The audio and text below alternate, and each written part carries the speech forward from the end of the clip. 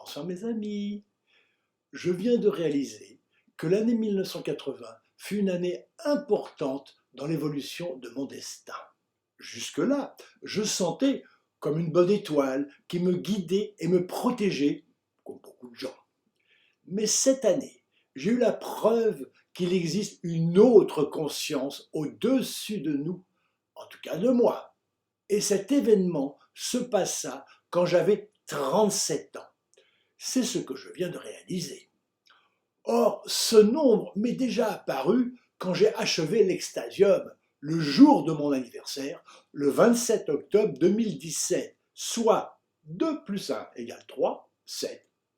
J'avais 74 ans, soit 2 fois 37. C'est à ce moment-là que je me suis souvenu que ma mère est morte à 37 ans. Il faut dire que j'ai acquis au fil des ans une certaine compréhension de quelques nombres qui m'ont marqué. Je les décris en détail dans mon livre.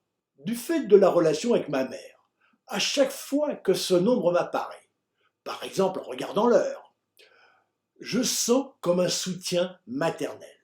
Mais pas de ma mère qui est décédée, mais du courant d'énergie divine qui passa à travers elle et que je ressens chaque soir dans l'extasium. C'est une sensation d'amour maternel au sens le plus élevé. J'avais découvert, avec les tableaux voyageant dans un univers cosmique, quasiment de science-fiction, qu'avec les formes élémentaires, boules, bulles, plaques, lignes, je pouvais évoquer des éléments complexes liés à la personnalité. J'ai eu l'idée, ou l'inspiration, d'en apporter la preuve en choisissant un programme comme on fait en architecture. Et j'ai pensé au signe du zodiaque. J'avais une amie artiste aux nombreuses facettes, peintre, chanteuse, etc., qui connaissait bien l'astrologie, le dessin.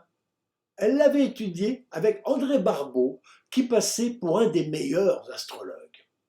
Il avait réalisé le programme d'Astroflash qui permettait de faire son thème astral avec des analyses de la personnalité très fouillées et pertinentes. En quelques minutes, grâce à un ordinateur qui était situé dans une galerie des Champs-Élysées. J'y reviendrai. Je suis allé trouver Marie Kim et lui ai demandé de me définir chaque signe en termes de couleur, de nombre, éventuellement de forme, etc. À chaque signe, quand ce qu'elle me disait m'inspirait, je disais stop et je dessinais l'image qui m'était venue dans la tête. C'est incroyable. J'ai découvert tous les signes en moins d'une heure, alors qu'habituellement, comme le savent tous les peintres, ça peut prendre beaucoup plus de temps pour un seul tableau. Ensuite, il m'a fallu plusieurs mois pour peindre tous ces croquis tels qu'ils m'étaient apparus, ce qui n'a pas été facile, certains signes ne correspondant pas à ma personnalité. J'avais représenté le portrait énergétique de chaque signe, et tout ce que je connais de l'astrologie, je l'ai appris par mes tableaux. Ce ne pouvait pas être l'inconscient collectif, tant ces images diffèrent des traditions de l'astrologie. C'était la première fois que je sentais avec certitude qu'il y a une autre conscience au-dessus de nous et que ma position athéiste était fortement ébranlée avec une telle preuve. Il suffisait de connaître la date de naissance d'une personne et je regardais non seulement le tableau représentant son signe, mais aussi celui de son ascendant, si elle le connaissait, et celui du signe d'avant ou d'après, suivant la date. Les influences des signes sont comme des vagues et non coupées par les dates. Je me concentrais et j'arrivais à définir assez exactement la personnalité de la personne.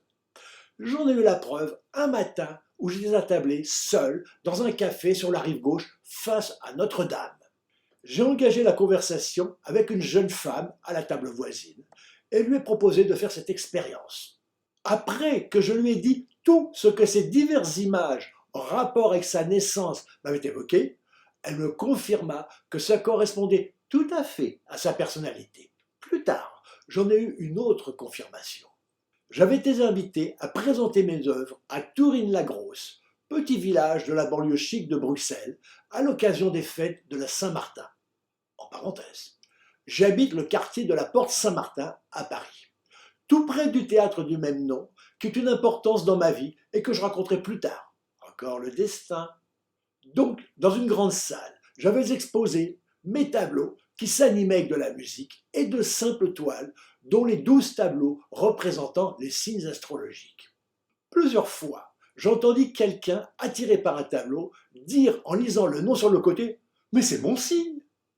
Les gens étaient attirés par une image correspondante à leur personnalité profonde. Et inversement, on constata que certaines personnes rejetaient une image d'un signe avec lequel elles n'avaient pas d'affinité. Ces tableaux ont servi de couverture au magazine Astre pendant 12 mois. Un jour, j'ai reçu un astrologue professionnel à qui je présentais mes œuvres. Il était d'accord avec toutes mes interprétations, sauf avec le signe de la Vierge. Comme je lui rappelais la manière quasi médiumnique avec laquelle je les avais conçues, je ne voyais pas pourquoi un seul ne serait pas juste. Il s'est concentré davantage sur le tableau et finalement me le dit qu'il était d'accord, mais avait été perturbé par la manière complètement inhabituelle avec laquelle j'avais représenté ces signes. Mon intérêt pour l'astrologie se limite essentiellement à l'étude de la personnalité, qui est stupéfiante de profondeur, mais qui me laisse très dubitatif en ce qui concerne les prédictions. Plusieurs fois, des astrologues professionnels ou amis m'ont offert des prédictions, mais elles ne correspondaient jamais aux faits, ou alors dans des termes tellement vagues qu'ils n'offraient aucun intérêt. J'ai déjà préparé la reproduction numérique de ces tableaux qui pourraient être proposés en plusieurs tailles. Si vous êtes intéressé, faites-le moi savoir et j'ouvrirai une boutique dédiée sur mon site. Elle s'appellera Astrologica.